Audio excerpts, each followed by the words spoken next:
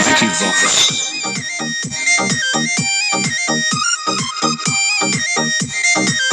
ढेर कैले हकी अति अब होतो तोरा छती छौड़ा माथावा में मान के तू घूम रे कफन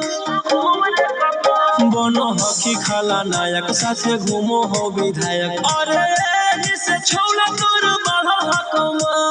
लेके हथियार करो हकी तू शिकार ढेर बनो हकी रंगादार के भातार पंडित जी से छौड़ा तोर देखलियो पातारा कुंडली में लिखल हो तोर जेल जाता रे कुंडली में लिखल हो तोर जेल जाता रे